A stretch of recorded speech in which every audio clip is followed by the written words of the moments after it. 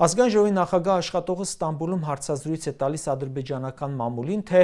Ադրբեջանի Միլի Մեջլիսի նախագահի հետ ոչ մի տարաձայնություն չունենք։ Խոսում է առևտուր ընդլայնելու, անցյալը մոռանալու նպատակների մասին։ Նախ առևտուրը։ Ադրբեջանից եւ այդ երկրի տարածքով արդեն 30,000 տոննա բան եք բերել։ Իսկ ինչ եք արտահանել։ Կասեք, ոչ մի բան։ $950 վարդ, այն էլ զուտ որպես տարանցիկ երկիր։ Պատերազմը 3 էր, դեռ չի չորացել արյունը։ Բաքվում ունենք գերիներ։ Ալենը ասում է, բարեբախտաբար մեր ժողովուրդների միջև այդ մութ էջը արդեն մնացել է անցյալում։ Ուզում ես նյարդայնանալ, բայց ախր ասում ես ՔՊԱ-կան է, ինչ եմ նյարդայնանում։ Սա չէր ասում գերիներն ինձ համար չկան, կամ Աղդամը իմ հայրենիքն է, հետո ասում էր կներեք սխալվել եմ։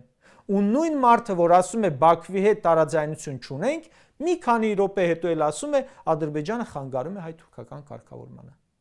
Սրանք ասում են Ադրբեջանի հետ խաղաղության դարաշրջանը բացվել է։ Հետո ասում են Ադրբեջանը խոչընդոտում է հայ-թուրքական սահմանի բացմանը, բայց ո՞րն է խաղաղությունը։ 5 տարի բացում եք հայ-թուրքական սահմանը երրորդ երկրների քաղաքացիների առաջ։